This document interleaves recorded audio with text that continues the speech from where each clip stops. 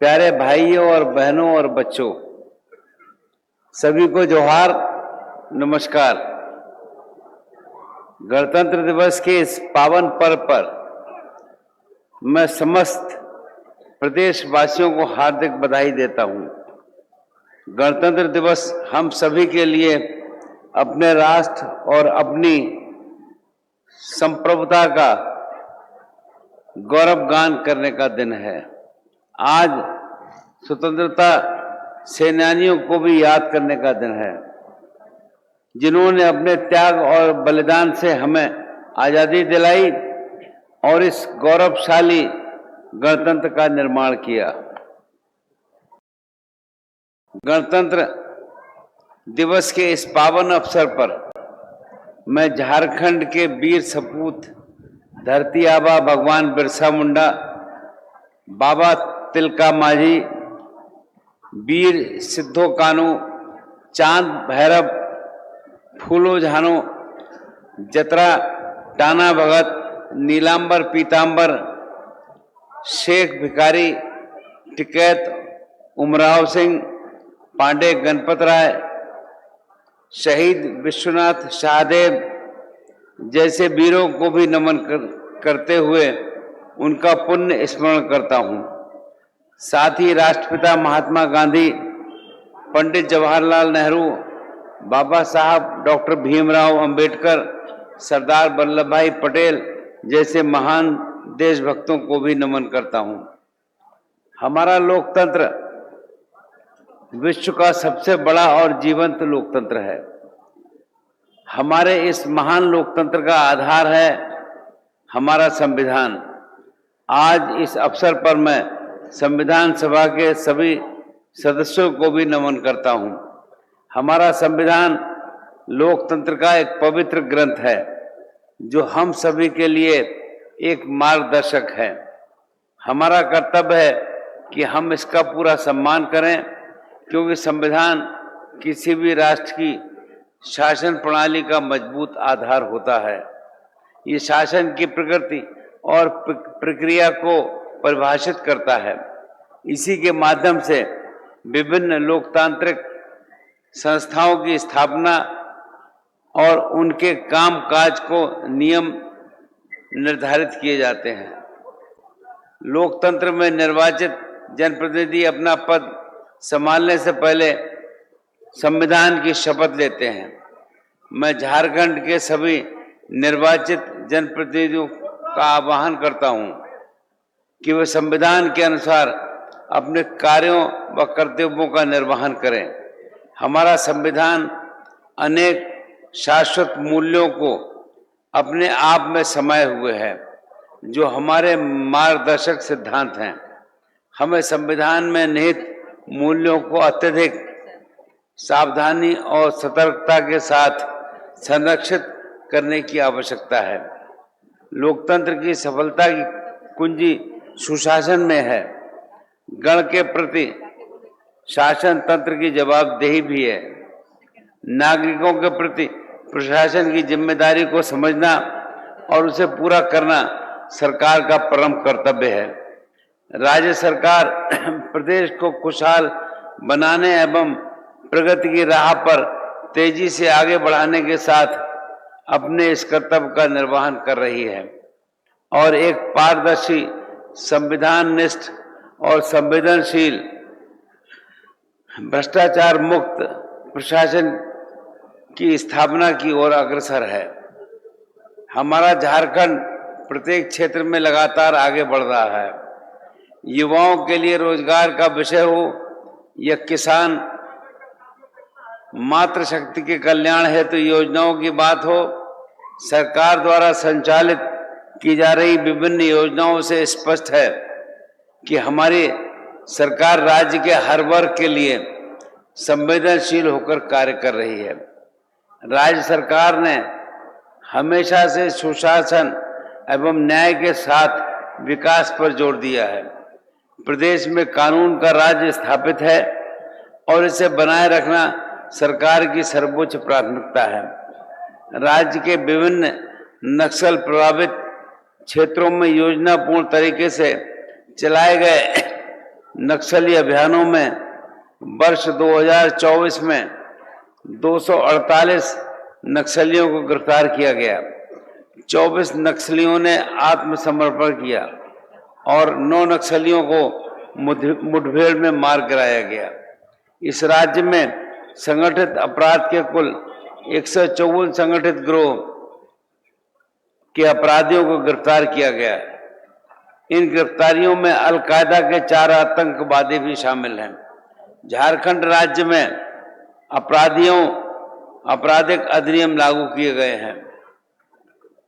इन कानूनों का मूल उद्देश्य आपराधिक न्याय प्रणाली को अधिक पारदर्शी, प्रभावी और जनहितैषी बनाना है। इनके लागू होने से आपराधिक न्याय प्रणाली में सुधार और अपराध नियंत्रण में प्रभावी परिणाम की उम्मीद है। आज के इस डिजिटल युग में तकनीक के तेजी से विकास के साथ ही साइबर अपराध का खतरा भी बढ़ता जा रहा है। साइबर अपराध की रोकथाम हेतु निर्मित प्रतिबिंब ऐप का सार्थक प्रयोग करते हुए राज्य में कुल 898 अपराधियों को गिरफ्तार किया गया है। साथ ही पीड़ित व्यक्तियों को उनकी राशि भी उपलब्ध कराई गई है। कृषि हमारे प्रदेश के विकास का मूल आधार है। अन्नदाता किसानों को खेती किसानी की सभी संभव सुविधाएं और उन्हें उपज का वाजिब मूल्य दिलाने के लिए केंद्र एवं राज्य सरकार कृत संकल्पित है। प्रधानमंत्री किसान सम्मान निधि योजना और किसान क्रेडिट कार्ड योजना जैसे अनेक पहलुओं के माध्यम से माननीय प्रधानमंत्री श्री नरेंद्र मोदी जी द्वारा किसानों के कल्याणार्थ अभूतपूर्व प्रयास किए गए हैं। किसानों का सशक्तिकरण सच्चे अर्थों में सार्थक हो और उनकी खेती न केवल लाभप्रद हो बल्कि खाद बीज की खरीदी, उपज का विक्रय, फसल नुकसानी पर राहत और प्रशासन में उनके काम समय पर पूरे हों, इस दिशा में सभी स्तरों पर समुचित व्यवस्थाएं सरकार द्वारा की जा रही हैं। झारखंड कृषि ऋण माफी योजना अंतर्गत इस वित्तीय वर्ष में 1.82 लाख लाभुकों का 403 करोड़ का ऋण माफ किया गया है। बिरसा फसल विस्तार योजना अंतर्गत खरीफ एवं रबी में पूर्ण अनुदान पर गुणवत्ता युक्त बीज का वितरण किसानों के बीच किया गया है। सुखाड़ की स्थिति के मद्देनजर कम पानी में पैदा होने वाले मिलेट्स के आच्छादन एवं उत्पादन को बढ़ावा देने हेतु झारखंड राज्य मिलेट मिशन प्रारंभ किया गया है। मनरेगा के तहत इस वित्तीय वर्ष में अब तक 7.14 करोड़ मानव दिवस का सृजन करते हुए कुल 2430 करोड़ की राशि का व्यय किया गया है। इस वित्तीय वर्ष में कुल 2.9 लाख योजनाओं को पूर्ण किया जा चुका है तथा 7.9 लाख योजनाओं पर कार्य हो रहा है। मनरेगा अंतर्गत सखी मंडल की दीदियों को प्रशिक्षित करते हुए 46,000 से अधिक महिलाओं को मेट के रूप में निबंधित कर उनसे कार्य लिया जा रहा है। बिरसा हरित ग्राम योजना अंतर्गत इस वित्तीय वर्ष में 32,000 से अधिक परिवारों के लिए बागवानी का कार्य किया जा रहा है। कृषि उत्पादकता बढ़ाने और खाद्य सुरक्षा सुनिश्चित करने के लिए सिंचाई व्यवस्था का सुदृढ़ होना आवश्यक है। वर्ष 2024 में बृहद, मध्यम और लघु सिंचाई योजनाओं से 4 लाख हेक्टेयर से अधिक भूमि में खरीफ सिंचाई उपलब्ध कराई गई है। राज्य के पुरानी सिंचाई योजनाओं के पुनरुद्धार एवं लाइनिंग हेतु अब तक 55 योजनाओं का पुनरुद्धार कर लगभग 60,000 हेक्टेयर सिंचाई क्षमता को पुनर्बहाल किया गया है।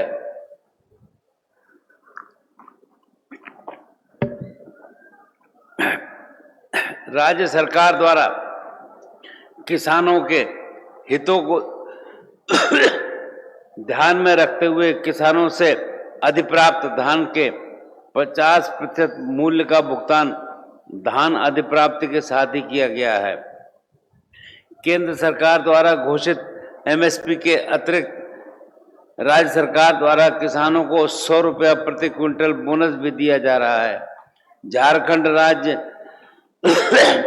खाद्य सुरक्षा योजनाओं के तहत लाभार्थियों के लगभग लक्ष्य को 20 लाख हेक्टेयर से बढ़ाकर 25 लाख कर दिया गया है। प्रदेश के हर नागरिक को शुद्ध पेयजल उपलब्ध कराने के लिए अपने लक्ष्य पर सरकार लगातार कार्य कर रही है।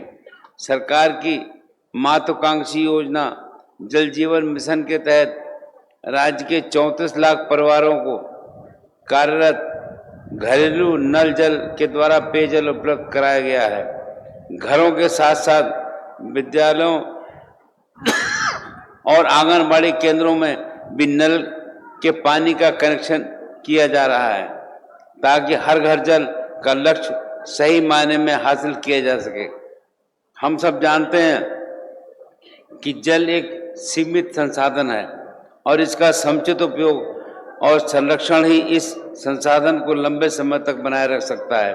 इसलिए हम सबका प्रयास होना चाहिए कि इस संसाधन का मितव्ययिता के साथ उपयोग करें, इसके दुरुपयोग के प्रति खुद को भी जागरूक करें और लोगों को भी जागरूक बनाने का काम करें। राज्य में प्राकृतिक संसाधन एवं मानव संसाधन की कोई कमी नहीं है। व्यापार और उद्योग का विकास प्रदेश की एक अन्य प्राथमिकता है।